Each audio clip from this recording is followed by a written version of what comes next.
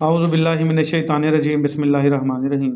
आज हमने पढ़ना है बेटा, ये हमारी एनाटॉमी फिजियोलॉजी की बुक है। इसका फिजियोलॉजी पार्ट पेज नंबर 108 से। ये हमारे pharmacy technician category B part first के लेक्चर है। आज हमने पढ़ना transport of oxygen and carbon dioxide in the blood.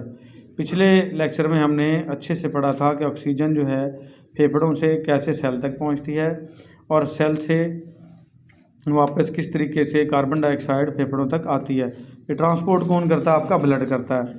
और ब्लड में भी ऑक्सीजन को लेके जाने वाले जो सेल हैं वो कौन से हैं? Red blood cell. और उनका कलर लाल होता है क्योंकि उनमें हीमोग्लोबिन होती है। हीमोग्लोबिन का कलर भी लाल है। और हीमोग्लोबिन जो है वो ऑक्सीजन कैरियर है, ऑक्सीजन उठा के लेके जाती है। तो हम पढ़ते हैं, ये पिक्चर में देख लें पहले तो बेटा। ये देखें, ये एल्वेलाई हैं। एल्वेलाई कहते हैं जो फेफड़ों में सांस की थैलियाँ होती हैं हवा की, उनको एल्वेलाई कहते हैं। और ये देखें, ये हमारा रेड ब्लड सेल है। ये रेड ब्लड सेल क्या लेके आया है? उठा के ऑक्सीजन। ये देखें ऊपर इसने ऑक्सीजन का सिलेंडर उठाया हुआ है, ठीक है। तो ये ऑक्सीजन जो है वो हर सेल को दे देता है। फेफड़ों से ली और ये ऑक्सीजन उठा के हर सेल तक पहुंचा दी। ये किसका काम है? हमारे रेड ब्लड सेल का। तो हम पढ़ते हैं बेटा transport of oxygen in the blood, के ब्लड में ऑक्सीजन कैसे जाती है। ये पहले ऐसे ही सुन लो। हमने सांस ली, अंदर सांस गई, हवा है उसमें मुख्तलिफ गैसेज हैं, नाइट्रोजन, ऑक्सीजन, कार्बन डाइऑक्साइड। और उसमें ऑक्सीजन है 21%। हम यहाँ ऑक्सीजन को डिस्कस करेंगे क्योंकि ऑक्सीजन की बात हो रही है। तो 21% ऑक्सीजन है और वो तकरीबन 5% जो है वो हमारे खून में शामिल होकर हमारे हर सेल और टिश्यूज़ तक पहुँच जाती है। और जब हम हवा बाहर निकालते हैं तो बाहर हमारी हवा में, सांस में कितनी ऑक्सीजन वापस आती है? 16%।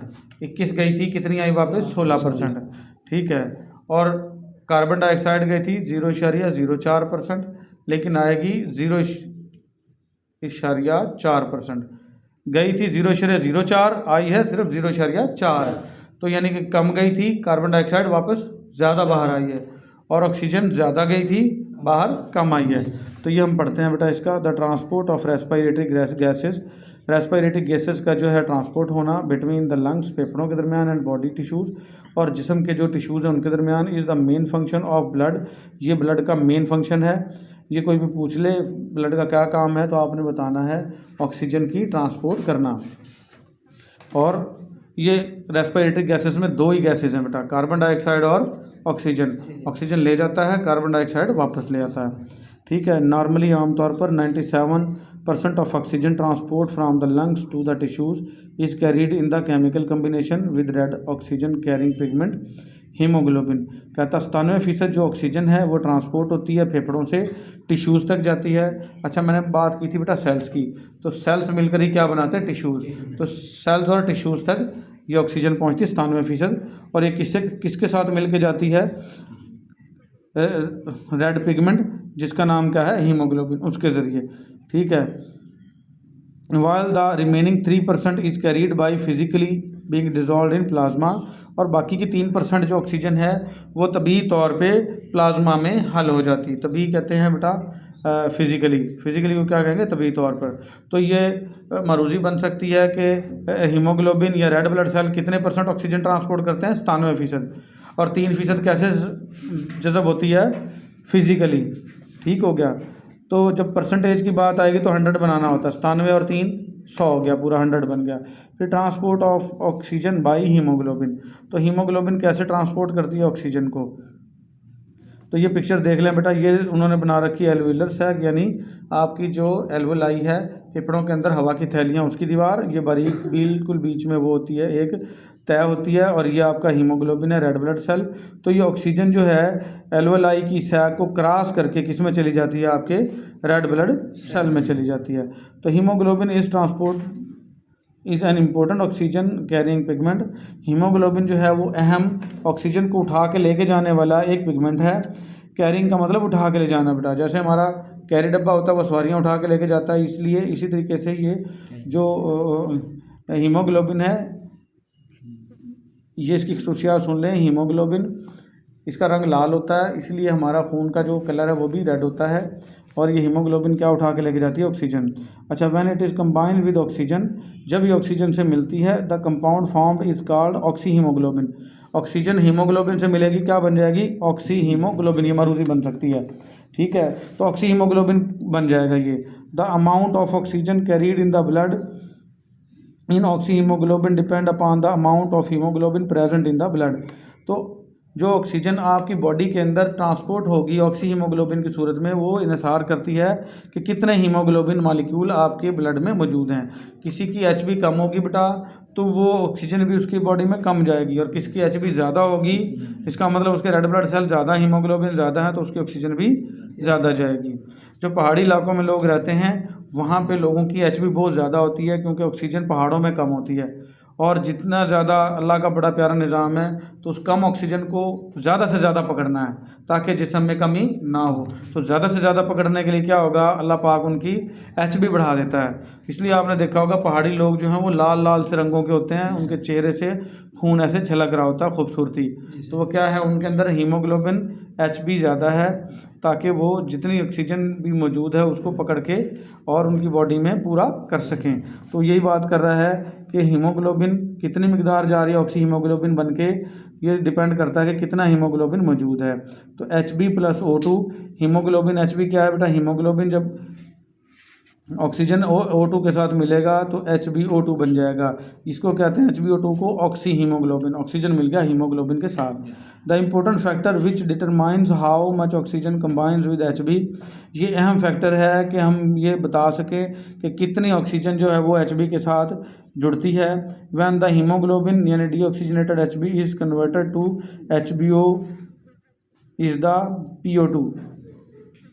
यहाँ पे ये वो कहना चाह रहा है बेटा कि अहम फैक्टर क्या है जो हमें बताता है, डिटरमाइन करता है कि कितनी ऑक्सीजन जुड़ती है Hb के साथ। When haemoglobin is converted to HBO, जब हीमोग्लोबिन HBO बनती है तो इज़ अ PO2, यानी कि प्रेशर ऑफ ऑक्सीजन कितना है। ये पिछले लेक्चर में हमने तफसील से पढ़ा था बेटा, प्रेशर जो है वो बहुत ज़्यादा अहम किरदार अदा करता है। अगर ऑक्सीजन का प्रेशर ज़्यादा होगा तो हीमोग्लोबिन के साथ ऑक्सीजन भी ज़्यादा जुड़ेगी, और अगर कम होगा प्रेशर ऑक्सीजन का तो कम जुड़ेगी। तो व्हेन द PO2 यानी pressure of oxygen is high, ज़्यादा होगा, इट बाइंड्स, ये जुड़ जाता है विद हीमोग्लोबिन, हीमोग्लोबिन के साथ। But when the PO2 is low, लेकिन जब प्रेशर जो ऑक्सीजन का वो कम होगा, O2 is release from the HB, HB से जो है वो ये अलग हो जाएगी ऑक्सीजन। तो transport of carriage of carbon dioxide. अच्छा, ऊपर वाला हमने पढ़ लिया बेटा ऑक्सीजन वाला, अब हम क्या पढ़ेंगे, कार्बन डाइऑक्साइड वाला। तो जाहिर बात है जब ऑक्सीजन जाएगी तो वापस किसने आना है, कार्बन डाइऑक्साइड ने, क्योंकि रेस्पिरेटरी गैसेस दो ही हैं, और ऑक्सीजन लेना और कार्बन डाइऑक्साइड बाहर निकालना, यही गैसों का तबादला कहलाता है। तो life depend on oxidative process, large amount of carbon dioxide is continuously produce in the body. कहता ज़िंदगी इन्हिसार करती है ऑक्सीडेटिव प्रोसेस पे, और बहुत ज़्यादा मिकदार कार्बन डाइऑक्साइड की लगातार सारा दिन जिस्म के अंदर पैदा हो रही है, क्योंकि हमारे सेल बेटा काम कर रहे हैं पूरा दिन रात, और क्या उसके नतीजे में पैदा हो रही है कार्बन डाइऑक्साइड। ऑक्सीजन गई, क्या पैदा हुई, कार्बन डाइऑक्साइड, और कार्बन डाइऑक्साइड हमारे लिए बेकार है, और उससे हमें गेट रीड करना है, छुटकारा पाना है, लाजमी पाना है बेटा। अंडर नॉर्मल रेस्टिंग कंडीशंस, जब हम नॉर्मल रेस्टिंग कंडीशन में यानी सो रहे हैं, आराम से बैठे हैं, ये रेस्टिंग कंडीशन है। Each 100 ml of deoxygenated blood contain 4 ml of carbon dioxide. अगर हम 100 ml ब्लड ले लें तो उसमें लाजमी 4 ml क्या मौजूद होगी, 100 में से कार्बन डाइऑक्साइड 4 ml मौजूद होगी, ये मरूजी है। Which is carried in the blood, और जो किस में मौजूद होगी, खून में। इन 3 फॉर्म्स, 3 फॉर्म्स में मौजूद होती है कार्बन डाइऑक्साइड। वो कौन कौन सी फॉर्म है बेटा, 10% 7% इज डिजॉल्व इन प्लाज्मा, 7% ये ऑक्सीजन है 100 में से, किस में डिजॉल्व होगी, प्लाज्मा में। खून में जो पीला पानी होता है उसको क्या कहते हैं, plasma. And upon reaching the lungs, और जब ये फेफड़ों तक पहुंचती है, डिफ्यूजेज इनटू द एल्वोलाई, और ये डिफ्यूज हो जाती है किसमें, एल्वोलाई में। डिफ्यूजन कहते हैं बेटा हायर कंसंट्रेशन से लोअर की तरफ ऑटोमेटिक चले जाना बगैर किसी एनर्जी और ताकत के, उसको हम क्या कहते हैं, डिफ्यूजन। ठीक है, तो खून में जो वापस आया है, पूरी बॉडी और टिश्यू से खून वापस आया, उसमें कार्बन डाइऑक्साइड की जो प्रेशर है वो क्या होगा, ज़्यादा, और एल्वोलाई में क्या होगा, कम। मैंने बताया था सांस के ज़रिए अंदर कितनी गई है, 0.04%, और बाहर कितनी आएगी, 0.4%। तो यानी कि एल्वोलाई में प्रेशर कम है और खून में ज़्यादा है, तो ऑटोमेटिक डिफ्यूजन हो जाएगी।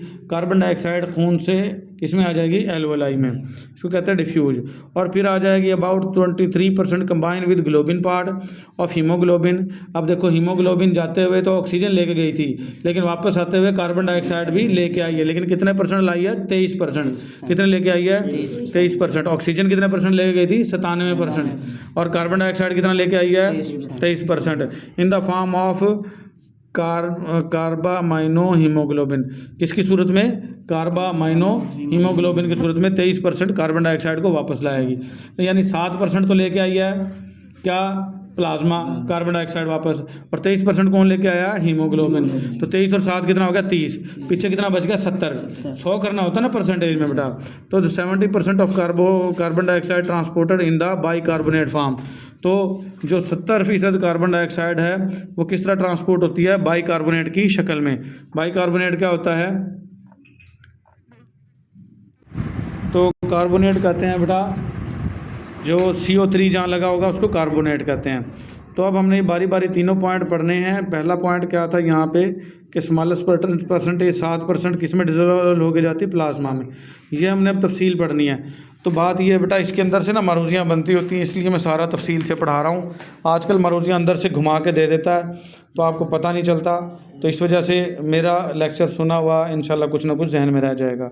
तो ये कैसे ट्रांसपोर्ट होती कार्बन डाइऑक्साइड, जो डिज़ोल्व होगी प्लाज्मा में। A small portion of carbon dioxide, थोड़ी सी मिकदार कार्बन डाइऑक्साइड की, is transported in dissolve state. ये ट्रांसपोर्ट होती है हल हुई हालत में टू द लंग्स, फेफड़ों को जाती है। एज़ वी नो, जैसा हम जानते हैं, the pressure of carbon dioxide of venous blood is 45 mm of Hg। तो प्रेशर जो है कार्बन डाइऑक्साइड का वेनस ब्लड में कितना है, 45 mm ऑफ Hg है। And the pressure of carbon dioxide in atrial blood is 40 mm of Hg। अब देखो वेनस ब्लड में कितना था, 45, और एट्रियल ब्लड में कितना है, 40। So the amount of carbon dioxide dissolve in the blood to at 45 mm of Hg is 2.7 ml per decilitre. तो 2.7% हो जाएगा ये। ऑन द अदर हैंड, अब देखो बेटा, ज़्यादा प्रेशर से कम की तरफ जाएगी, इसको क्या कहते हैं, डिफ्यूजन। तो कितना था, 45 से किस में आ गई, 40 वाली साइड पर, और कितनी आई, 2.7% आ गई। ऑन द अदर हैंड, दूसरी तरफ देखा जाए, the amount of carbon dioxide dissolve at the 40 mm of Hg is about 2.4 ml। और फिर दूसरी तरफ ये 40 mm ऑफ Hg से कितनी डिजॉल्व होगी, 2.4 ml। The difference between the 2.7 और 2.4 इज़ ओनली 0.3 ml। तो फ़र्क कितना आ गया, 0, ये पहले 2.7 हुई थी और ये कितनी होगी, 2.4। तो इसका फ़र्क कितना आ गया, अगर हम 2.7 में से 2.4 को माइनस कर दें तो कितना आ जाएगा, 0.3 ml आ जाएगा। फ्राम द अबव डिस्कशन, ऊपर वाली जो हमने डिस्कशन की है, इट इज़ नोटेड दैट, ये नोट करने वाली बात है, about 0.3 ml carbon dioxide is transported in the form of dissolve carbon dioxide by each 100 ml of blood. तो हमें ये पता चला ऊपर वाले डिस्कशन से तो कि 100 ml ब्लड हो तो 0.3 ml जो है वो कार्बन डाइऑक्साइड डिजॉल्व होकर जाएगी, और ये अबाउट कितना बनता है, 7% ऑफ ऑल कार्बन डाइऑक्साइड। तो ये सारी कार्बन डाइऑक्साइड का कितना बनता है, 7%। It's transported in this form, इस तरह प्लाज्मा में डिजॉल्व होकर जाता है। तो ये ऊपर वाली बात को उसने एक्सप्लेन किया है कि स्मॉलेस्ट परसेंटेज डिजॉल्व होकर किस में जा रही थी, प्लाज्मा में। तो अगर आप वो वाली बात भी लिख दोगे तो भी ज़बरदस्त है। तो यहाँ पे आपको ये मरूजियाँ बन सकती हैं, आ सकता है कि वेनस ब्लड में कार्बन डाइऑक्साइड का प्रेशर कितना होता है, 45 mm ऑफ Hg। और एट्रियल ब्लड, अच्छा वेनस ब्लड क्या होता है, वेंस में जो वेंस लेके आती हैं हमेशा कार्बन डाइऑक्साइड वाला खून, और आर्टरीज जो हैं वो लेके आती हैं ऑक्सीजन वाला खून, और उसमें कितना है, 40 mm ऑफ Hg। ठीक हो गया। फिर आ जाएगी transport of carbon dioxide in the combination with haemoglobin. Haemoglobin के साथ जो कंबाइन होके जा रही थी कार्बन डाइऑक्साइड, वो कितनी थी, 23% थी। तो carbon dioxide is transported, carbon dioxide in the combination with globin portion of haemoglobin. Haemoglobin का जो ग्लोबिन पोर्शन है उसके साथ ये कार्बन डाइऑक्साइड मिलके जाती है। अच्छा, हीमोग्लोबिन के 2 पोर्शन है, ये भी ध्यान में रखना है, हीम पोर्शन और ग्लोबिन पोर्शन। हीम जो है वो 96% होता है, 96%, और ग्लोबिन पोर्शन जो होता है वो 4% होता है। तो ये इसके ग्लोबिन पोर्शन के साथ जाती हैं मिलके, ठीक है, in the form of कार्बो amino haemoglobin. और क्या बन के जाती हैं? कार्बो अमाइनो हीमोग्लोबिन। ऑक्सीजन मिलके जाती थी हीमोग्लोबिन के साथ, ऑक्सी हीमोग्लोबिन, और कार्बन डाइऑक्साइड मिलके जाती है तो क्या? कार्ब अमाइनो हीमोग्लोबिन बन के। ये नाम याद रख लेने आपने बेटा। तो H B haemoglobin carbon dioxide के साथ मिली तो क्या बन गई? Carbamino haemoglobin. इसको कार्बामाइनो हीमोग्लोबिन कहेंगे, ठीक है। दिस कम्बिनेशन ऑफ हीमोग्लोबिन, ये हीमोग्लोबिन का जो कम्बिनेशन है, इज़ रिवर्सिबल रिएक्शन। ये रिवर्सिबल रिएक्शन, रिवर्सिबल रिएक्शन का मतलब होता है बेटा जो अपनी असली हालत में वापस आ सके। यानी कि सिर्फ कार्बन डाइऑक्साइड उठा के लाया है, पक्की नहीं जुड़ गई उसके साथ, ठीक है। फेफड़ों के पास जाके वो कार्बन डाइऑक्साइड अलग हो जाएगी, उसको हम क्या कहेंगे? Reversible reaction. क्या कहेंगे? यानी हीमोग्लोबिन अपने आप को सिर्फ उठा के लेके जाती है। जैसा कि हम कैरी डब्बे में यहाँ से कोई सामान लाद के मुल्तान तक गए, मुल्तान वो सामान हमने उतार दिया, ये क्या है? Reversible reaction. यानी कैरी हमारी साफ़ सुथरी यूँ की यूँ वापस आएगी। ये नहीं कि जो हमने सामान डाला वो पक्का ही चिमट गया उसके साथ, ऐसा नहीं है। सेम इसी तरीके से जो हमारी हीमोग्लोबिन है वो ऑक्सीजन को लेके जाएगी, फेफड़ों से उठाएगी और सेल और टिश्यूज़ तक छोड़ आएगी। वो डी अटैच हो गया, अलग हो गई ऑक्सीजन वहाँ से। फिर क्या बच गई? हीमोग्लोबिन वापस। हीमोग्लोबिन वापस आते हुए, चलो वापस तो आ रही है, वो क्या उठा के आएगी? कार्बन डाइऑक्साइड, और वो आके फेफड़ों में जाके अलग हो जाएगी, ठीक है। तो कार्बन डाइऑक्साइड बाहर निकाल दी जाएगी। सेम हमारी ट्रांसपोर्ट भी ऐसे ही करती है। बसें मुल्तान जा रही हैं, यहाँ से सवारियाँ उठा के मुल्तान चली गई, और वापस आते हुए खाली नहीं वापस आती, वहाँ से भी सवारियाँ उठाते हुए लेके आती हैं। सेम इसी तरीके से हमारा ब्लड भी ट्रांसपोर्ट है बेटा। जाते हुए ऑक्सीजन ले गया, वापस आते हुए कार्बन डाइऑक्साइड ले आया, ठीक है। तो ये कौन सा रिवर्सिबल रिएक्शन है? As it forms a loose bond, क्योंकि ये लूज बॉन्ड बनाता है। दिस वे, इस तरीके से carbon dioxide is easily release. तो इस तरीके से कार्बन डाइऑक्साइड आसानी से अलग हो जाती है इनटू द लंग्स, फेफड़ों में। लंग्स एल्वेलाई, फेफड़ों के अंदर जो हवा की थैलियाँ उसमें जाके। Where the carbon dioxide concentration is lower, जहाँ पर कार्बन डाइऑक्साइड की कंसनट्रेशन जो है वो लोअर है then that in the tissue capillaries, जितना कि टिश्यू कैपिलरीज में आई थी। मैंने बताया था टिश्यू कैपिलरीज में कितनी आ रही है? 0.4, और गई कितनी थी? 0.04। तो एल्वेलाई में कम थी, तो ये इधर ट्रांसपोर्ट हो जाएगी आसानी के साथ। जैसे मैंने बताया, अगर नहर में पानी ज़्यादा होता ऑटोमेटिक, तो थोड़ा सा भी अगर एक सुराख कर दिया जाए तो पानी उसमें से ऑटोमेटिक बाहर आना शुरू हो जाएगा, खाला वगैरह बना दें आगे। लेकिन अगर हमने खाले से दोबारा नहर में पानी डालना हो तो वो नहीं जाएगा। तो हमेशा ये हायर, अल्लाह पाक का निज़ाम है, हमेशा हायर कंसनट्रेशन से लोअर की तरफ खुद ब खुद सिस्टम शुरू हो जाता है। तो इसलिए अल्लाह पाक ने जिस तरफ से, देखो कि कैसा प्यारा निज़ाम है, कार्बन डाइऑक्साइड को मूव करवाना है, पिछली जानिब का प्रेशर अल्लाह ज़्यादा रखता है और अगली जानिब जिस तरफ हरकत करवानी होती है वहाँ प्रेशर अल्लाह पाक ने कम रखा हुआ है। तो ऑटोमेटिक ज़्यादा प्रेशर से किधर चली जाती है? कम की तरफ। सेम ऑक्सीजन वाला इसी तरीके से है, जहाँ से ऑक्सीजन जाएगी वहाँ प्रेशर ज़्यादा है और जिस तरफ जाएगी उस तरफ प्रेशर कम है, तो ऑटोमेटिक बहती चली जाती है। तो एल्वेलाई में जाके ये खुद को रिलीज़ कर लेगी, ठीक है। फिर आ जाएगा the total quantity of carbon dioxide that can be carried from the tissues to the lungs by this mechanism 23%। तो जो जितनी टोटल क्वांटिटी है कार्बन डाइऑक्साइड की जो आई है टिश्यूज से फेफड़ों की तरफ, वो कितनी है? 23%। जो कि हमने दूसरे पॉइंट में पढ़ा था कि ऑक्सीजन यानी हीमोग्लोबिन के साथ कार्बन डाइऑक्साइड कितने % ट्रांसपोर्ट होती है? 23%। It is 1.4 ml of carbon dioxide पर 100 ml ऑफ द ब्लड। अगर 100 ml ब्लड लें तो उसमें कितनी % होगी? ये 23%, 1.4 ml, ठीक है। ये 100 ml का हिसाब लगा के बता रहा है। ये बेटा मारूजियाँ बन सकती हैं, अच्छे से याद करनी है। फिर आ जाएगा transport of carbon dioxide in the HCO3 form. HCO3 कहते हैं कार्बोनेट, जहाँ CO3 लगा होगा और H भी लगा होगा वो क्या है? Carbonate form. तो ये 70% जो है वो कार्बन डाइऑक्साइड किस फॉर्म में ट्रांसपोर्ट होती थी? कार्बोनेट की फॉर्म में, जो हम ऊपर पढ़ाए 3 पॉइंट में। The greatest percentage of carbon dioxide, जो सबसे ज़्यादा परसेंटेज है कार्बन डाइऑक्साइड की, अबाउट 70%, 70% जो है is transported in the plasma. Plasma के अंदर ट्रांसपोर्ट होती है in the form of bicarbonate ions, bicarbonate ions की सूरत में। As CO2 diffuses in the tissue capillaries, जैसा कि कार्बन डाइऑक्साइड डिफ्यूज होती है टिश्यू कैपिलरीज में, it then enters the red blood cell, फिर ये दाखिल हो जाती है रेड ब्लड सेल में। Since red blood cells contain 65% of water, तो रेड ब्लड सेल में कितने परसेंट वाटर होता है? 65%। ये भी बेटा मारूजी बन सकती है। CO2 रिएक्ट्स विद वाटर, तो ये CO2 पानी के साथ रिएक्ट करेगी, फॉर्म कार्बोनिक एसिड, और क्या बना देगी? Carbonic acid. In the presence of enzyme, और किसकी मौजूदगी में ये बनाएगी कार्बोनिक एसिड? एक एंजाइम की मौजूदगी में, नोन एज कार्बोनिक एनहाइड्रेज, और इस एंजाइम का नाम क्या है? Carbonic anhydrase. ये बेटा ये भी मरूजी याद रख लेनी है आपने। Haemoglobin to form H+, haemoglobin क्या बना देगी? H+, और Hb and the bicarbonate ions HCO3 leaves red blood cell, ये रेड ब्लड सेल को छोड़ देंगे, एंड इंटर द प्लाज्मा, और ये प्लाज्मा यानी खून में शामिल हो जाएंगे। To maintain the negativity of red blood cells, ताकि रेड ब्लड सेल की नेगेटिविटी कायम रहे।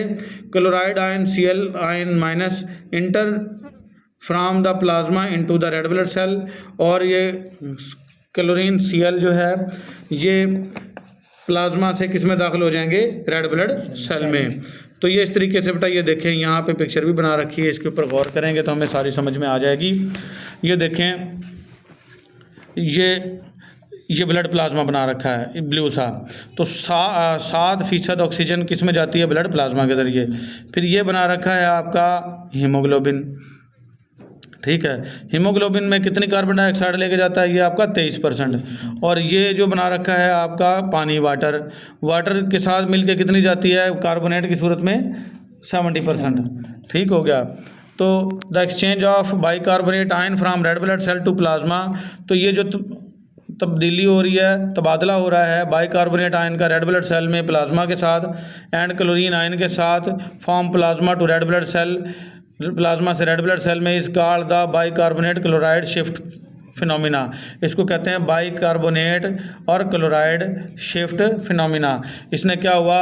वाटर से जो है वो बाइकार्बोनेट निकल गया, और बाइकार्बोनेट की जगह पे जो क्लोरीन है उसने दाखिला ले लिया, एंट्री ले ली।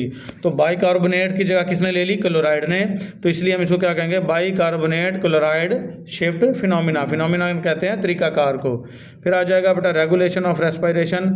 रेस्पिरेशन किस तरीके से रेगुलेट की जाती है, कम या ज़्यादा? यानी जब हम एक्सरसाइज करते हैं तो हमारी सांस की रफ्तार ज़्यादा हो जाती है, जब हम नॉर्मल हालात में होते हैं तो सांस की रफ्तार कम होती है। वो हम पढ़ेंगे अगले लेक्चर में। आज के लिए हमारा इतना ही, मिलेंगे अगले लेक्चर में। अल्लाह हाफिज़।